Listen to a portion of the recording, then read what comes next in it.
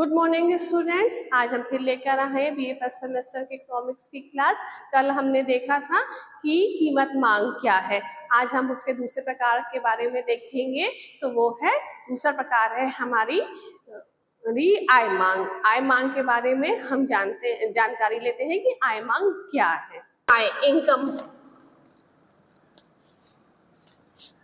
दूसरा प्रकार है हमारा आय मांग वक्र। आय मांग वक्र जिसको हम बोलेंगे इनकम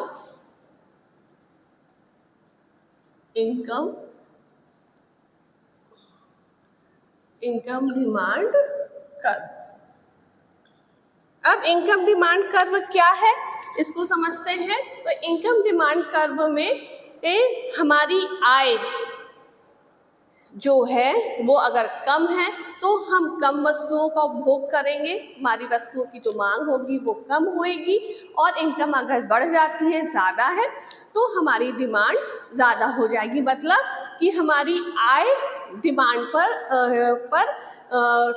हमारी जो डिमांड है वो आय पर निर्भर करती है। अगर हमारी आय ज़्यादा है तो डिमांड ज़्यादा है, आय कम है तो डिमांड कम है। जैसे कि इसको एक एग्जाम्पल से हम समझ सकते हैं। जैसे कोविड के टाइम पे सबकी सैलरी आधी हो गई थी, किसी की आधी हो गई थी, किसी की 3/4 हो गई थी। तो क्या हो गया था, हमने अपनी आवश्यकताओं में के जो ज़रूरत का सामान है उसमें हमने कम ही करना शुरू कर दिया था। क्यों? क्योंकि हमारी आय कम हो गई थी। आय कम हो गई तो हमारी डिमांड कम हो गई। फिर जैसे ही कोविड का पीरियड निकल गया, हमारी इनकम सामान्य हो गई तो हमारी डिमांड फिर से ज़्यादा हो गई। तो ये एक एग्जाम्पल है आय डिमांड कर्व का। इसकी परिभाषा हम देखते हैं कि आय डिमांड वक्र किसे कहते हैं।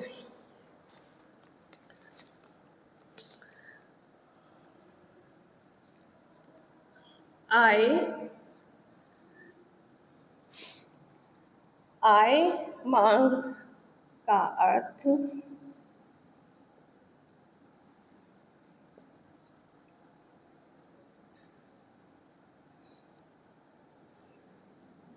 वस्तुओं एवं सेवाओं की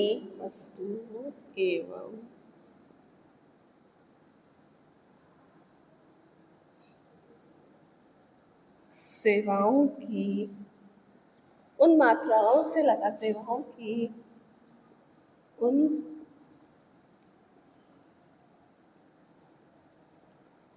मात्राओं से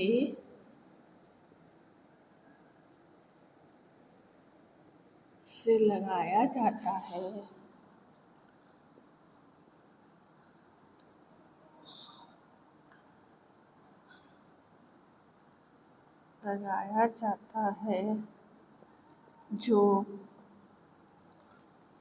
जो अन्य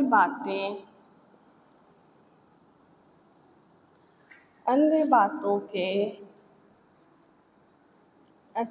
के समान रहने की दिशा में समान रहने की दिशा में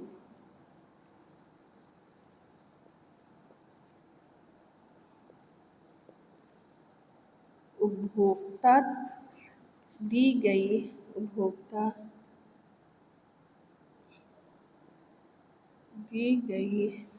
समयावधि में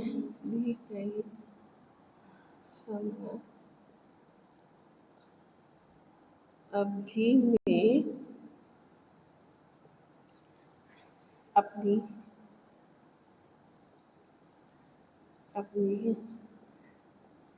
आय के अनुसार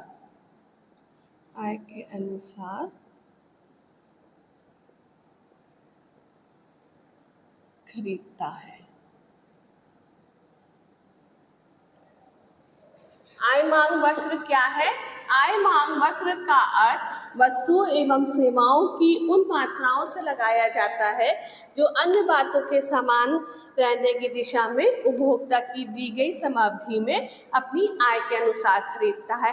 अब इसमें एक बात ये भी है कि जो उपभोक्ता है वो अच्छी वस्तु के लिए, मतलब कि श्रेष्ठ वस्तु के लिए उसकी मांग ज़्यादा होती है, और जो विभिन्न वस्तुएं हैं, जो नाशवान वस्तुएं हैं, उनके लिए उसकी मांग कम होती है। इसको भी हम डायग्राम्स को देखेंगे। पहले हम इसको इरेज कर लेते हैं।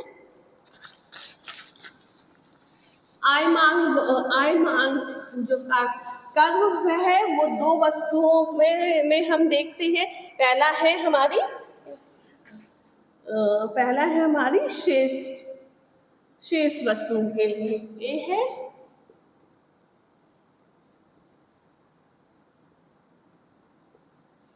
शेष वस्तुएं। इसका हम कर्व देखते हैं।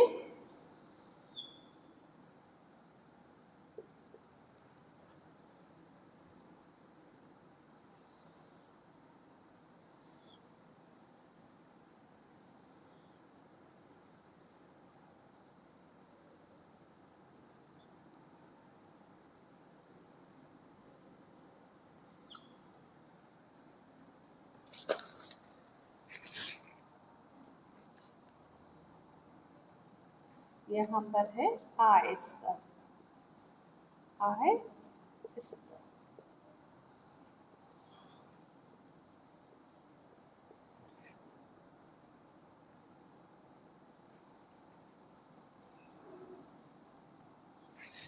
ये हमारा शेष वस्तुओं का डायग्राम है। क्या है समझिए इसको।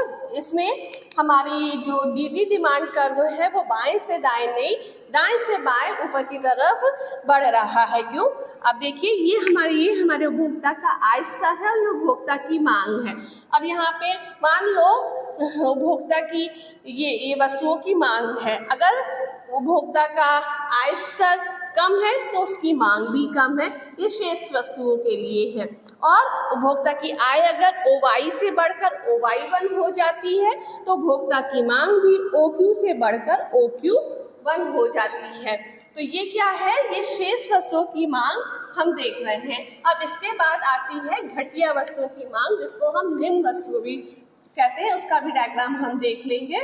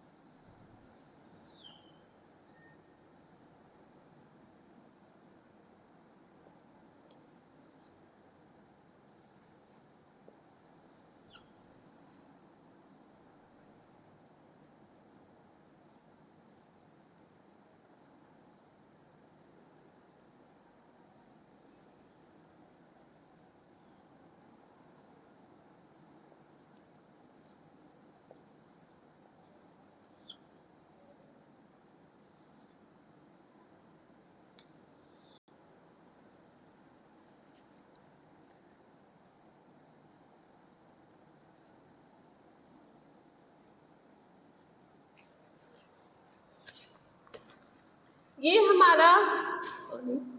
हमारा घटिया वस्तुओं की मांग है।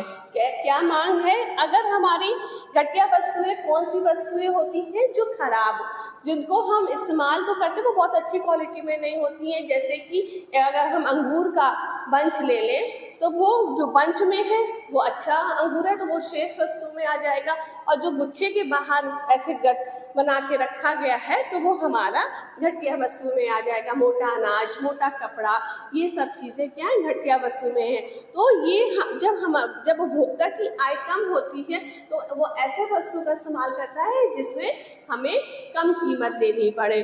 तो यहाँ पर हम घटिया वस्तुओं का डायग्राम देख रहे हैं। अगर आय उपभोक्ता की आय OY है तो वो वस्तु की मांग क्या है? OQ1 है, ज़्यादा है आय घटिया वस्तुओं के लिए। कि आय अगर कम है तो वो घटिया वस्तु क्या ज़्यादा खरीद रहा है, और अगर आय बढ़ जाती है तो वो घटिया वस्तुओं को खरीदना कम कर देता है। तो ये हमारा था आय मांग वक्र।